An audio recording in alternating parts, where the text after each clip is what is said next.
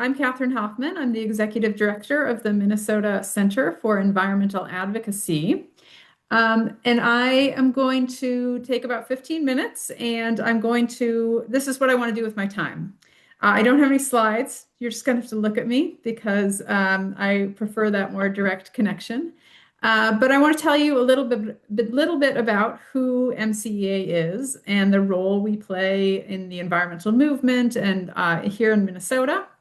I want to talk a little bit about why we care about data centers as an issue, like why are we involved in this? And I've got sort of three main concerns. I'm going to focus in on the energy issues because Carrie's very adequately covered water.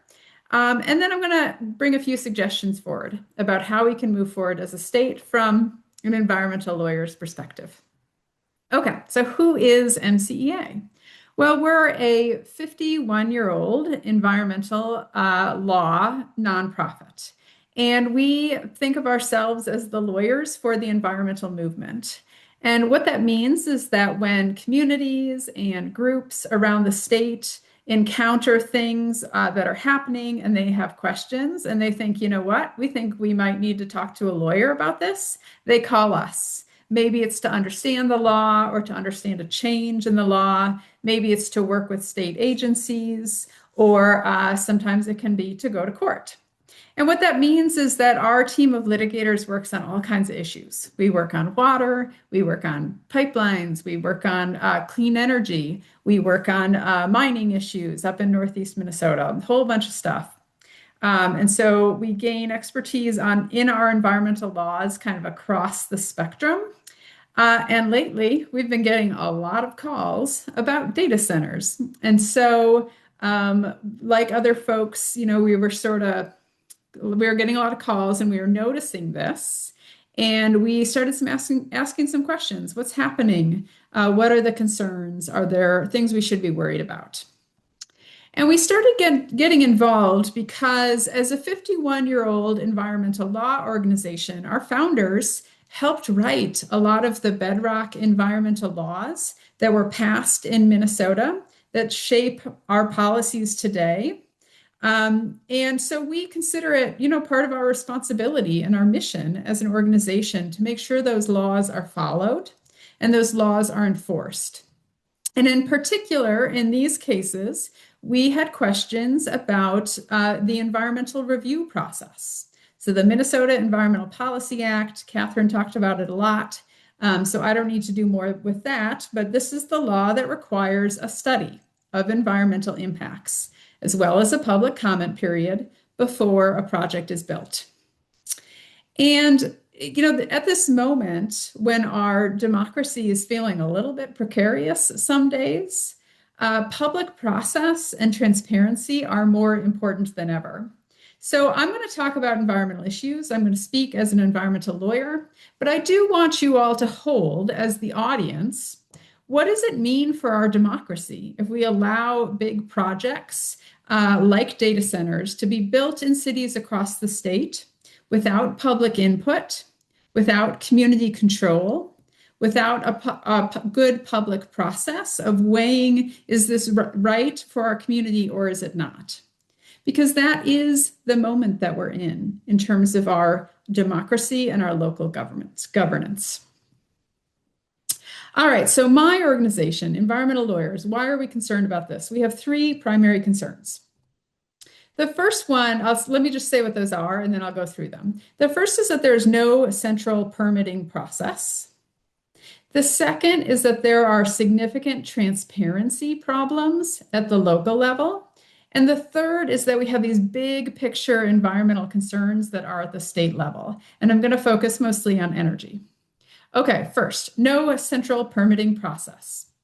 Let me tell you first what we're used to seeing in Minnesota when big projects are proposed. And when I say big project, I'm talking about, could be a big industrial facility. It could be a power plant. It could be a stadium, like a sports facility. It could even be like a big Amazon warehouse. So this is something fairly significant in size and scope. And it may be a little bit unusual, but we do build them, of course. So what we're used to seeing in Minnesota is first, there's this good environmental study that explains, what is this project? What are the environmental impacts? What are we doing to make it better? What are the alternatives to this project with public input? And then once that's complete, various state agencies issue permits. And some of those permits might have public comment periods associated with them as well. There might be one for water, there might be one for air, there might be one for energy, depending on the facility. And each agency, takes input and then makes decisions. That is not at all what's happening with data centers.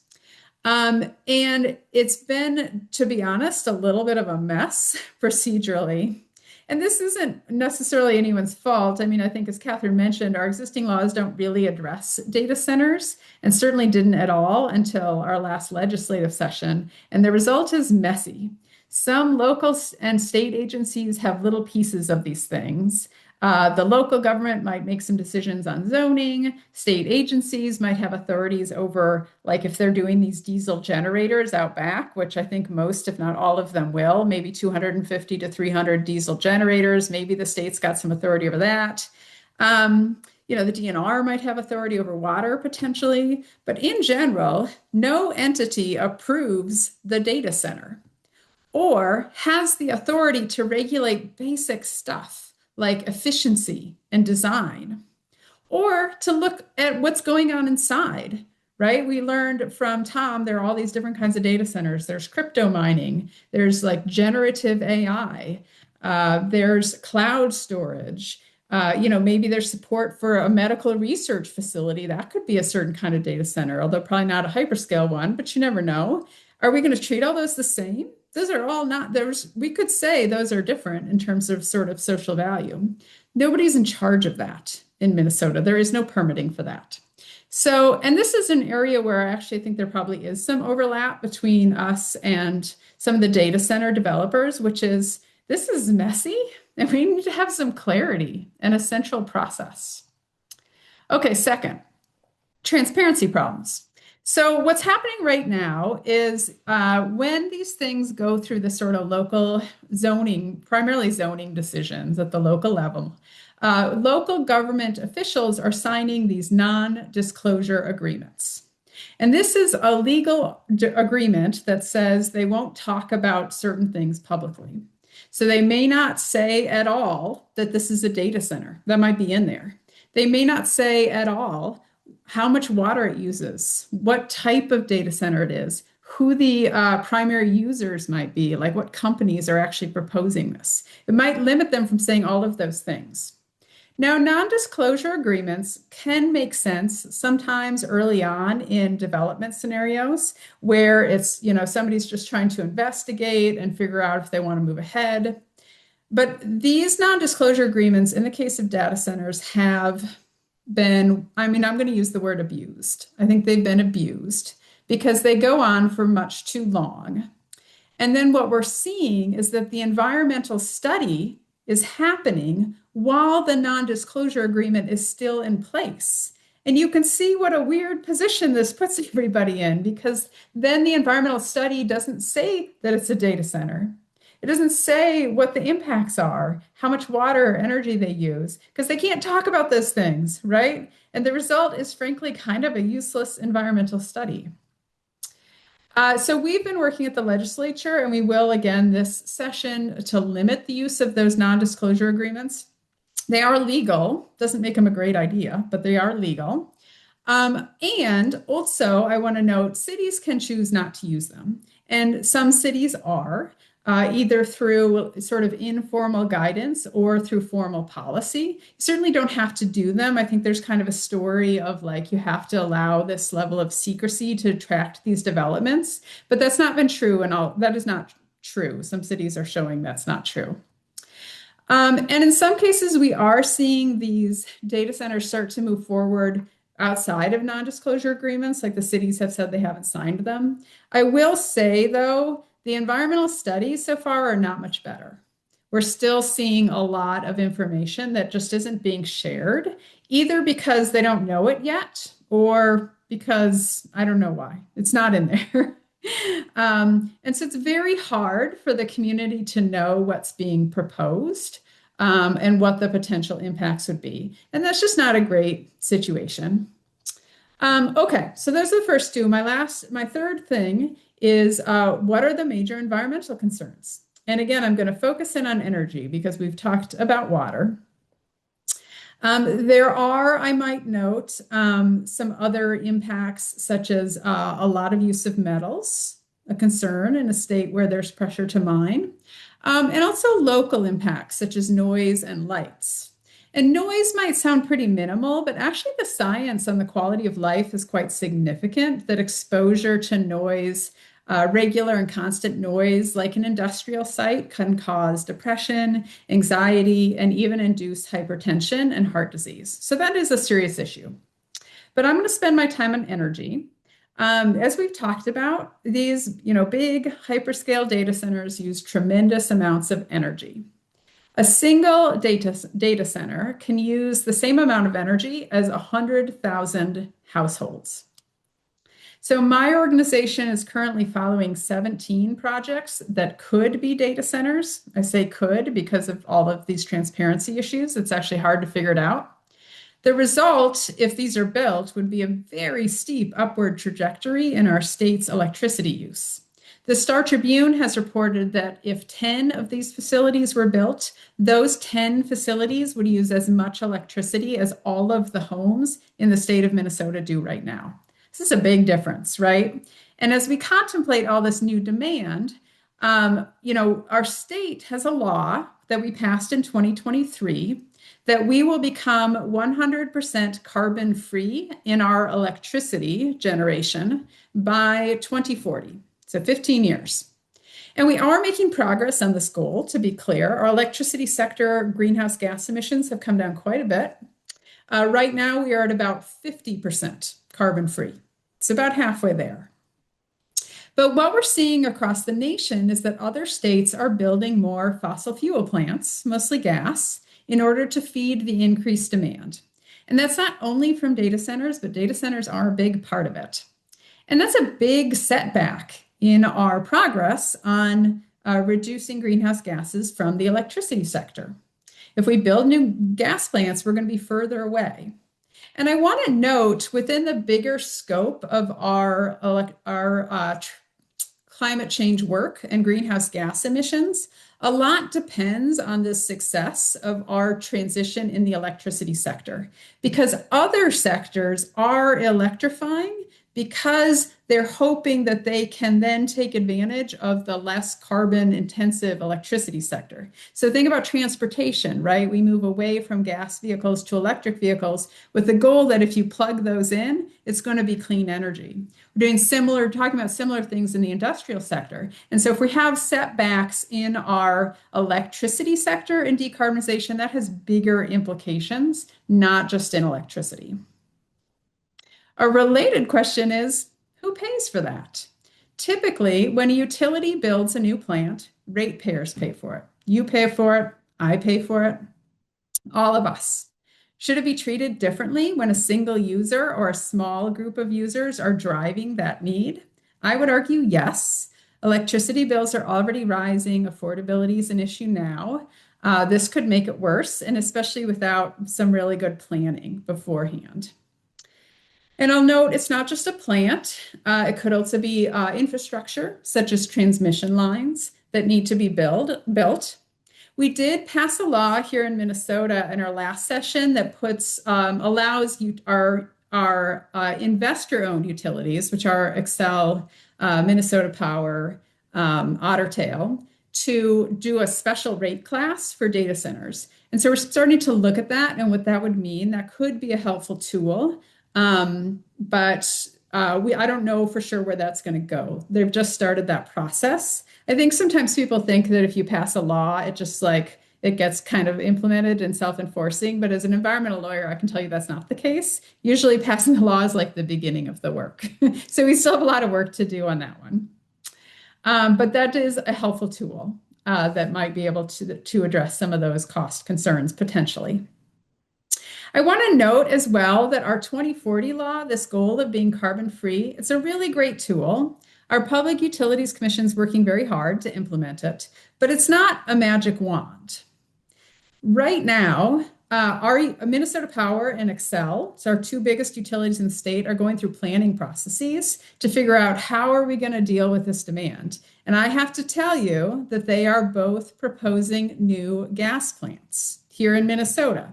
And they're doing that to deal with increased demand from data centers. Well, how could they be doing that, you might ask, if we're going to be carbon free in 15 years? Great question. A few reasons. One is that utilities have an obligation to serve. What that means is if somebody wants to plug in, the utilities have to give them electricity. That's the law. You can't say no to them. You can't say, even a really big customer, you can't say, you know what, you're too big. We don't have the generation, sorry. They have to serve them.